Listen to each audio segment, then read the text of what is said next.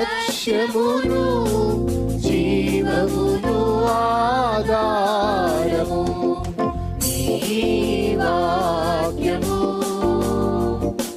నా త్రోవకు.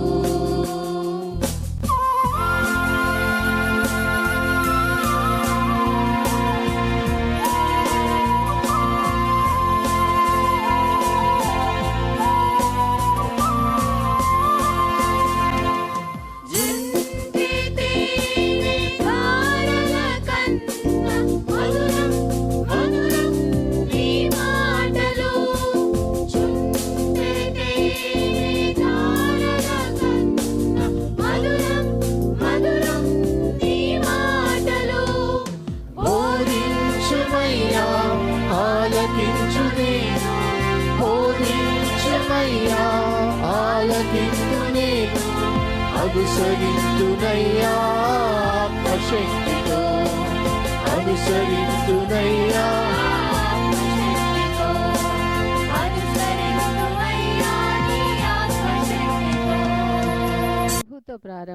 ప్రభుతో ప్రారంభం అనే ఆధ్యాత్మిక అనుదిన ప్రార్థనా కార్యక్రమానికి ప్రేమతో మిమ్మల్ని ఆహ్వానిస్తూ ఉన్నాం. మన జీవితానికి ఆదియు ఆధారమునైనటువంటి ఆ దేవుణ్ణి మొదట మరణించుకున్నట్లయితే ఆ దినమంతయు ఆయన కృపాక్షేమములే మన వెంట వచ్చును. మొదట వేకునే లేవగానే మరి నీతిసూరుడైనటువంటి ఆయనని చూద్దాం, ఆయన మనలనైన స్వరాన్ని మనం విందాం. మన జీవిత కాలం అంతయు ఆయన ఆశీర్వాదములు దీవెనలు మన మీద కుమ్మరించును. యెషయి 65:24 మనం చూసినట్లయితే వారికి ఈలాగున జరుగును, వారు వేడుకొనుక మునుపు నేను ఉత్తరమిచ్చెదను, వారి మనవి చేయుచుండగా నేను ఆలకించెదను. మనవి చేయుచుండగానే ఆయన మన మనవిని ఆలకిస్తున్నాడు. కాబట్టి మరి ప్రతి దినము కూడా ఈ యొక్క అనుదిన ఆధ్యాత్మిక కార్యక్రమంలో మనం పాల్గొన్నట్లయితే మన జీవిత కాలం అంతయు కూడా ఆయన మేలులను మనం పొందుకోగలం, ఆ నిత్యరాజ్యంలో వారసులుగా మనము జీవించగలం.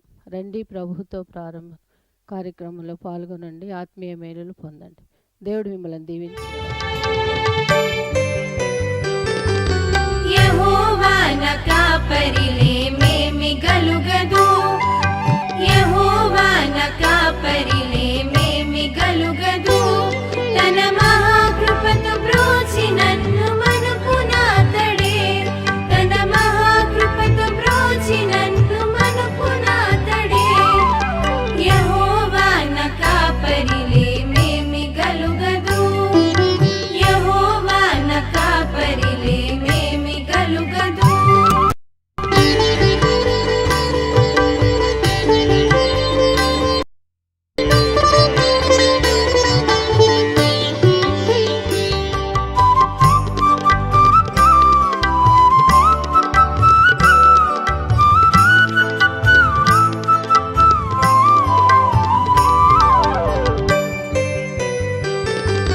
పచ్చిక గల చోట్ల నన్ను పరుండజేయుచు,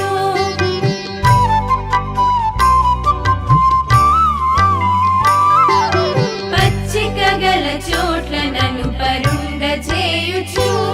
గడు హెచ్చగు సౌఖ్యములు సదా ఇచ్చునాతడే, గడు హెచ్చగు సౌఖ్యములు సదా ఇచ్చునాతడే. యెహోవా నా కాపరిలే మేమి గలుగదు, యెహోవా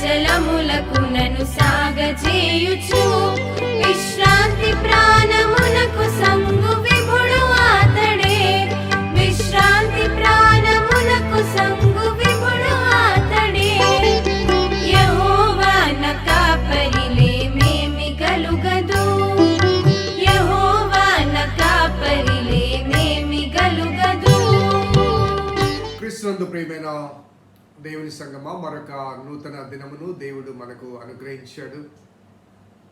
ప్రభుతో ప్రారంభం అనే ఈ ఆధ్యాత్మిక కార్యక్రమాలు క్రమము తప్పకుండా వీక్షిస్తున్న మీకందరికీ ప్రభువైన యేసుక్రీస్తు నామమున శుభములు, స్వాగతం తెలియజేస్తున్నాను. దేవుని వాక్యం జుంటి దేని ధారణ కన్నా మధురమైనది.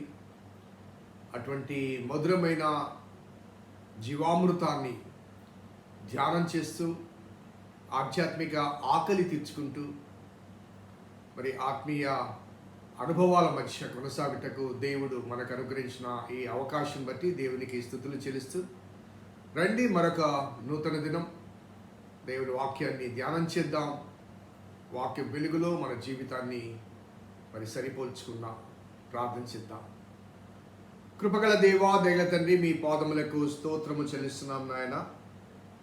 నీ ఉచితమైన దయా సంకల్పాన్ని బట్టి మమ్మల్ని ప్రేమించి నీ కృపలో, నీ ప్రేమలో మమ్మల్ని పోషిస్తూ ఎదిగింపచేస్తూ అనుదినము మాకు అవసరమైన వాక్యాన్ని మీరు అందిస్తున్నారు. ప్రభాస్తుతులు చెల్లిస్తూ నీ లేఖనాలు మేము ధ్యానం చేస్తుండగా అవసరమైన ఆధ్యాత్మికతను మాకు దయచేయమని మా రక్షకుడైన యేసు నామమున అడిగి వేడుకొంచున్నాం తండ్రి, ఆమేన్.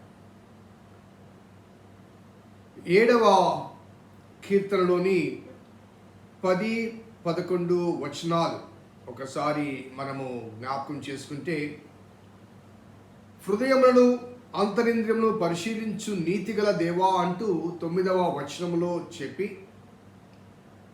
10వ వచనానికి వచ్చేసరికి దుష్టుల చెడుతనము మాన్పుము,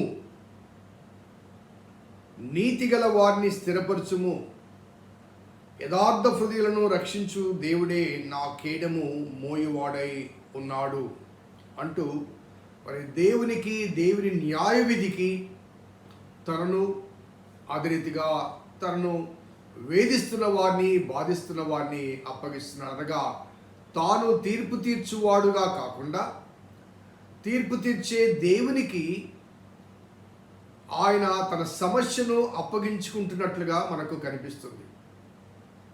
అనగా తన వ్యతిరేకుల పట్ల, తను బాధించు వారి పట్ల తీర్పు తీర్చు అంటూ చెప్పకముందు మొదటిగా నా హృదయాన్ని, నా అంతరంగాన్ని పరిశీలించు దేవా,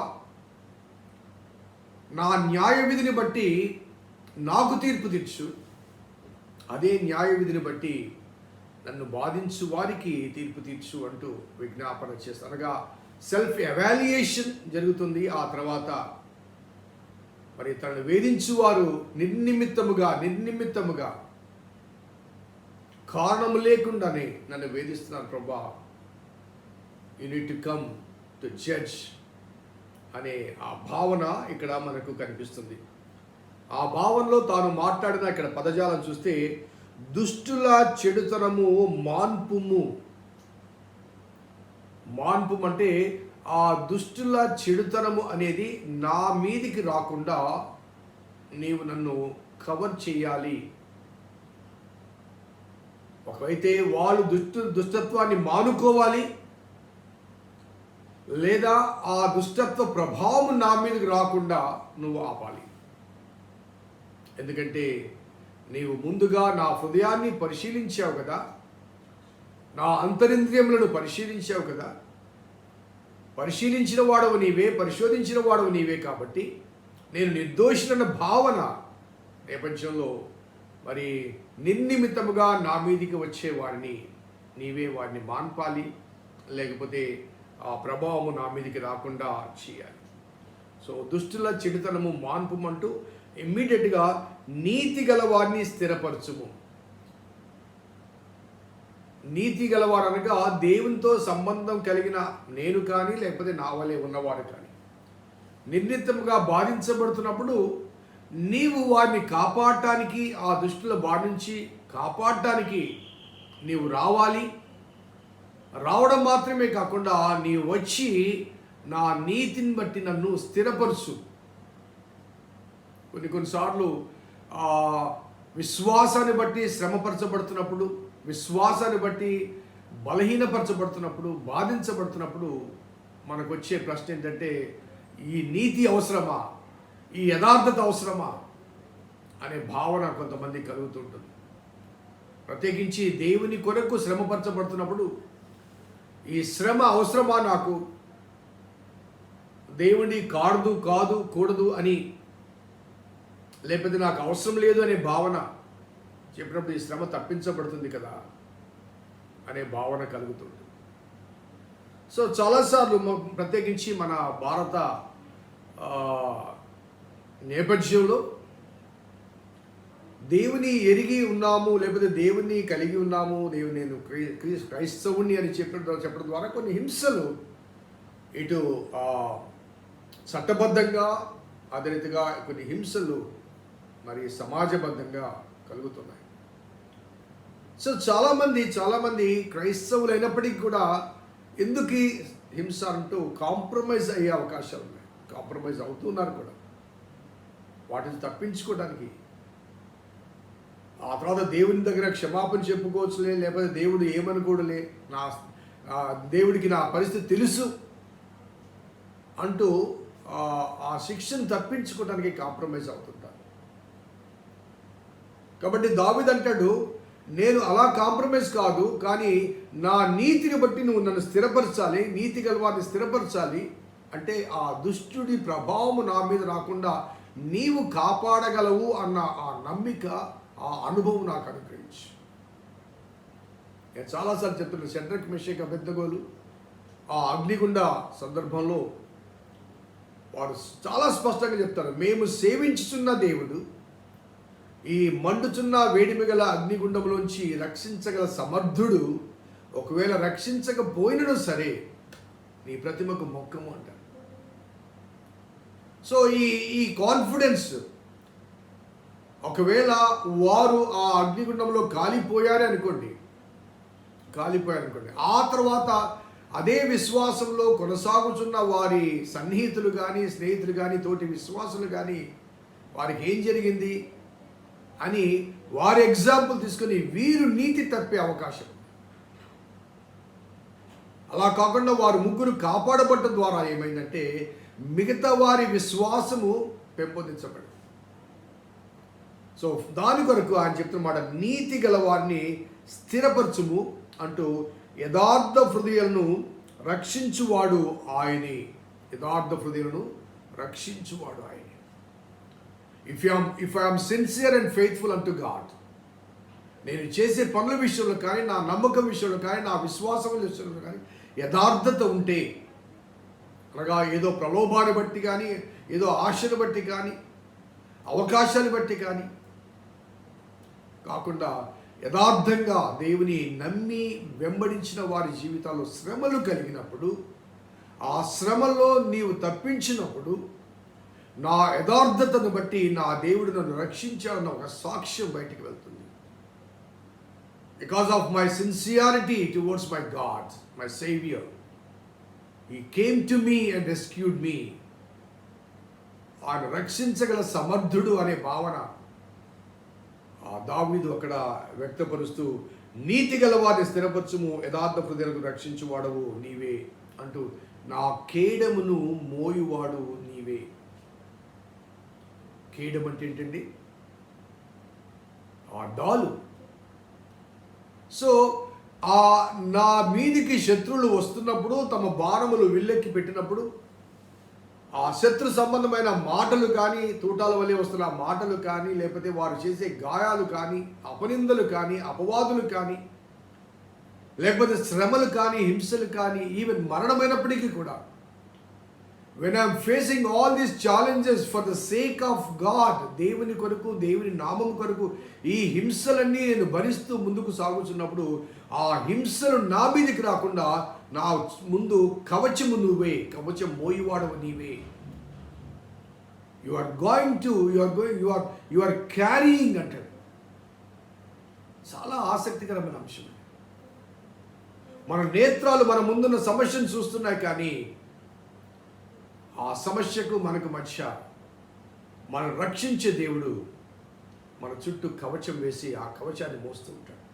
ఏ వైపు నుంచి శ్రమ వచ్చినప్పటికీ కూడా ఆ వైపు ఆయన ఆ కవచాన్ని, ఆ కేడన్ను నీకు కాపుదలగా భద్రతగా ఇస్తాడు.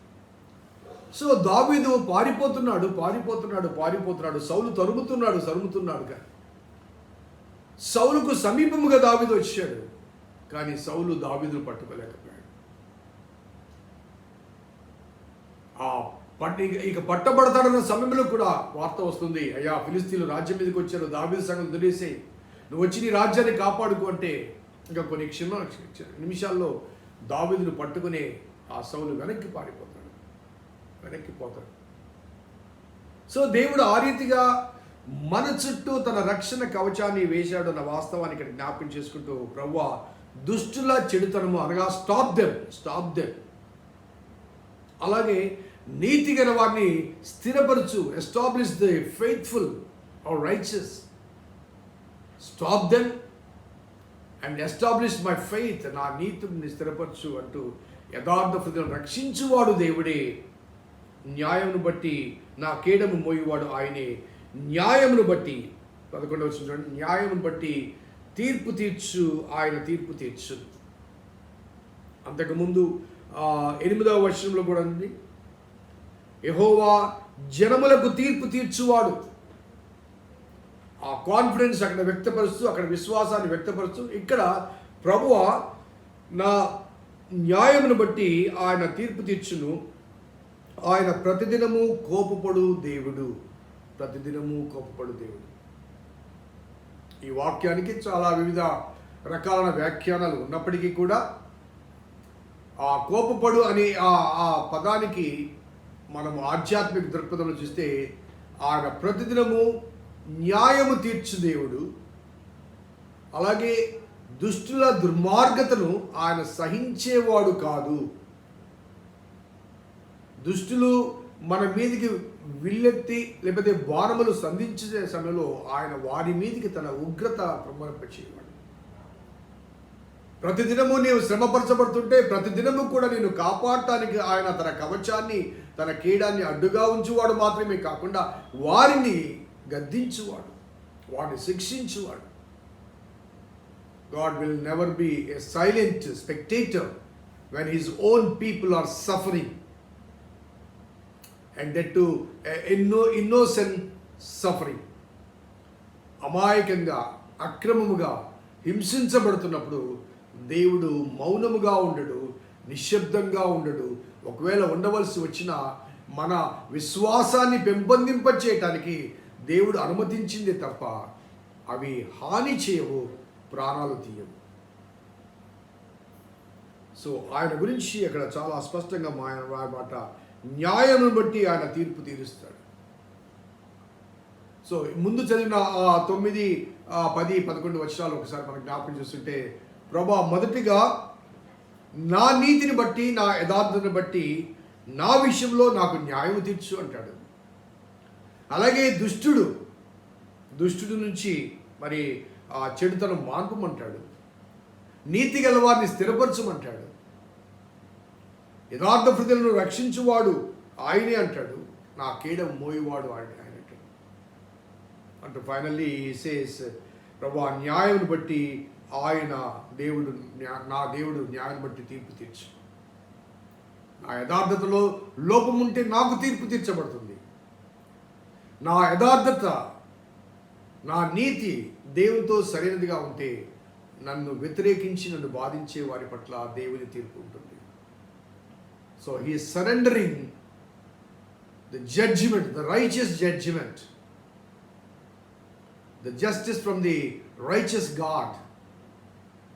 ఆయనకు తను తాను సమర్పించుకుంటూ, ప్రభా ఈ బాధకు, ఈ కష్టానికి నేను కారణం యోగ్యనైతే let me suffer. If I am innocent and if I am faithful unto you, నీ దృష్టిలో నేను యథార్థవంతుడిగా ఉంటే ప్రభువా ఆ దుష్టుల చెడుతనం మాన్పివేయి, నా నీతిని బట్టి నన్ను స్థిరపరచు, నాకు న్యాయం తీర్చు అంటూ విజ్ఞాపన చేస్తాను. What a beautiful submission from the point of David. మనము కూడా దేవుని పట్ల యథార్థత కలిగి ఉంటే దేవుడు మన పట్ల ఆయన న్యాయం తీర్చువాడు, శత్రువుల బాణములు మన మీద పడకుండా మన చుట్టూ కేడమును మోయువాడు ఆయన, కవచాన్ని మోయువాడు ఆయన. న్యాయముగా మన శత్రువుల పక్షమున పట్ల మన పక్షమున ఆయన తీర్పు తీర్చువాడు. ప్రార్థన చేద్దాం. కృపగల దేవా, దైవ తండ్రి, మీ పాదములకు స్తోత్రము చెల్లిస్తున్నాం నాయన. నీ ఉచితమైన దయా సంకల్పాన్ని బట్టి మమ్మల్ని ప్రేమించి అనుగ్రహిస్తున్న ఈ దీవెనకరమైన వర్తమానములు బట్టి స్తుతులు చెల్లిస్తూ, నేటి వరకై మీరు సిద్ధము చేసి మాకు వడ్డించిన ఆధ్యాత్మిక మన్నాన్ని బట్టి స్తుతులు చెల్లిస్తూ, ఈ ఆహారం ద్వారా సేద తీర్చబడ్డకు మీ సహాయం దయచేయమని మా రక్షకుడైన యేసు నామమున అడిగి వేడుకొంచున్నాం తండ్రి. ఆమేన్. తండ్రి, కుమార, పరిశుద్ధాత్మ త్రియేక దేవుని దీవెన ఈ వాక్యం విన్న బిడ్డలకు, వాక్యాభిలాషులకు సదా తోడైనను గాక. ఆమేన్. God bless you. దేవుడు దీవించును గాక.